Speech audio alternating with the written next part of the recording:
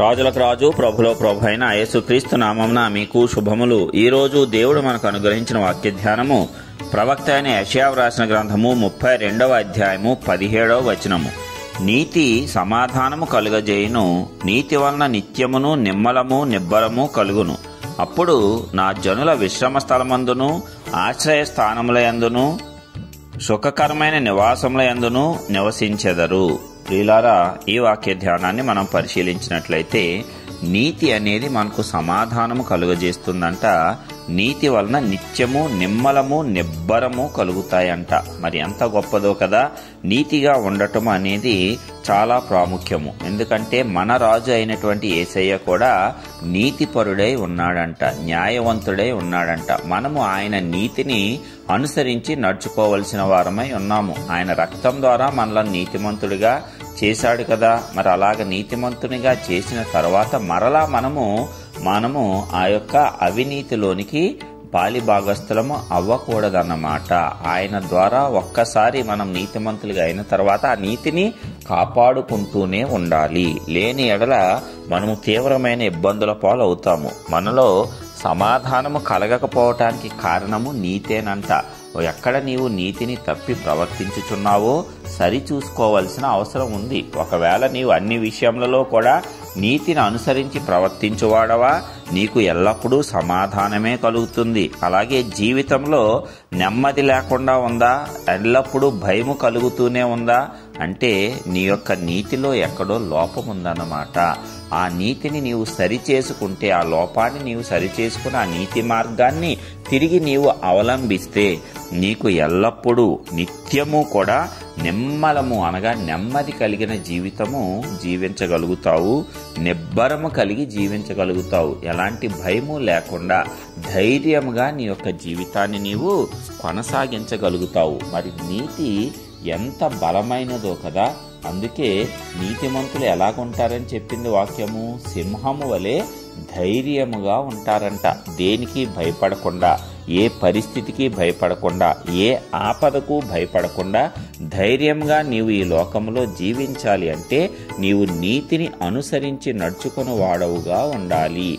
దేవుడు తన రక్తం ద్వారా మనలను నీతిమంతులుగా చేశాడు. ఆయన ఇచ్చినటువంటి ఆ నీతిని మనము ఎల్లప్పుడూ కాపాడుకుంటూనే ఉండాలి. అలాగ కాపాడుకోవాలి అంటే మనము ఆయన యొక్క స్వభావ లక్షణాలలో పాలిభాగస్థులము అవ్వవలసినటువంటి అవసరము ఉన్నది. ఎప్పుడైతే మనము ఆ నీతిని పొందుకుంటామో, ఆ నీతి మనకు సమాధానము కలుగజేస్తుందో, ఆ నీతి మనకు నిత్యము నెమ్మది అయినటువంటి నిబ్బరమైన జీవితాన్ని కలిగిస్తుందో, అప్పుడు మన యొక్క విశ్రమ స్థలమందు ఆశ్రయ స్థానమందు సుఖకరమైన నివాసమందు జీవించటము అనేది మన జీవితానికి, మన కుటుంబానికి, మన యొక్క తరాలకు సాధ్యమవుతుందంట. మరి ప్రతి ఒక్కరూ ఈ జీవితాన్ని అయితే కోరుకుంటారు. ఎల్లప్పుడూ నేను విశ్రాంతిగా జీవించాలి, ఎలాంటి బాధలు ఇక్కట్లు రోగాలు ఇబ్బందులు కష్టాలు లేకుండా జీవించాలి, నా కుటుంబము జీవించాలి, నా తర్వాత నా పిల్లలు వారి తరాలు కూడా ఇలాగ జీవించాలి సంతోషకరంగా అని ప్రతి ఒక్క మానవులు కోరుకోవటము సాధారణమే. అయితే అలాగ ఉండాలంటే నీవు నీతిని అనుసరించి నడుచుకునేవాడవుగా ఉండాలి. అప్పుడు తప్పనిసరిగా నీవు, నీ యొక్క పిల్లలు, నీ తరాలు అందరూ కూడా విశ్రమ స్థలములయందును ఆశ్రయ స్థానములయందును సుఖకరమైన నివాసములయందును నివసిస్తారంట. అంటే ఎల్లప్పుడూ నీవు నివసించే స్థలంలో విశ్రాంతి ఉంటుంది. ఎవరో వచ్చి దాడి చేస్తారు, ఏదో వచ్చి జరిగిపోతుంది అనేటువంటి భయం అనేది మీకు ఉండదు. అలాగే నీ నివాస స్థలము ఆశ్రయ స్థానం అవుతుందంట. అనేకులకు నీవు ఆశ్రయాన్ని కల్పించేలాగున నీ యొక్క నివాస స్థలము మారిపోతుందంట. అదే విధముగా నీ నివాస స్థలము సుఖకరముగా ఉంటుందంట. అంటే ఎల్లప్పుడూ సుఖకరమైనటువంటి జీవితాన్ని నీవు, నీతో పాటు ఉన్నవారు, నీ వద్దకు వచ్చువారు అందరూ కూడా జీవిస్తారంట. మరి ఎంత గొప్ప భాగ్యము నీతిలో ఉన్నది కదా. అందుకే వాక్య లేఖనము నీతిని గురించి ఇంత స్పష్టంగా మనకు తెలియపరుస్తుంది. కాబట్టి ప్రియులారా, మనమందరము కూడా నీతిని అనుసరించి నడుద్దాము. లోకము ఎలాగైనా పోని, ఎవరు ఏ రీతిగానైనా పోని, అయితే మనము మన యొక్క నీతిని కాపాడుకుందాము. ప్రభువు మనకు తన రక్తం ద్వారా ఉచితంగా అనుగ్రహించినటువంటి ఆ నీతిని మనము భద్రం చేసుకుందాము. ఆ నీతి మార్గంలోనే ఎల్లప్పుడూ మనము నడుచుకుందాము. దాని ద్వారా ఆయన యొక్క కృపను అపరిమితంగా మనం పొందుకొని నీతి ద్వారా కలిగేటువంటి ఈ గొప్ప ఫలాలు అన్నిటినీ కూడా మనము పొందుకుందాము. నీతి ద్వారా కలిగేటువంటి సమాధానము, నీతి ద్వారా కలిగేటువంటి నిమ్మలము, నీతి ద్వారా కలిగేటువంటి నిబ్బరము, వీటన్నిటినీ కూడా మనము సదాకాలము పొందుకొని మన తరముల పాటు దానిని కొనసాగించుకునేటట్లు దేవుని యొద్ద మనమందరము కృపను పొందుకుందాము, ప్రార్థించుకుందాం.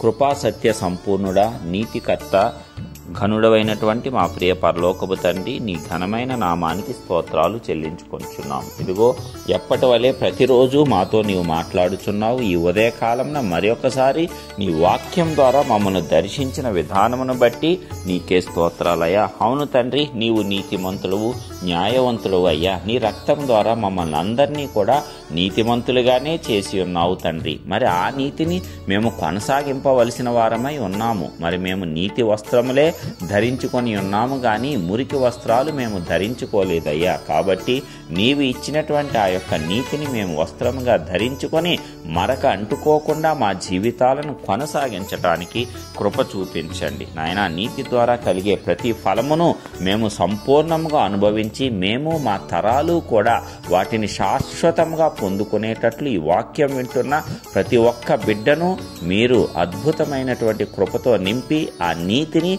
మా అందరి హృదయాల్లో శాశ్వతంగా స్థిరపరచండి. నీతి మార్గంలోనే ఎల్లప్పుడూ మేము అనుసరించి నడుచుకునేటట్లు నీవు మమ్మల్ని నడిపించి నూతన మనశ్శాక్షినిచ్చి ఆశీర్వదించవలసిందిగా నజరేయుడు సర్వశక్తిమంతుడైన యేసయ్య పరిశుద్ధ నామమున ప్రార్థించి పొందుకొనుచున్నాం పరలోకపు తండ్రి.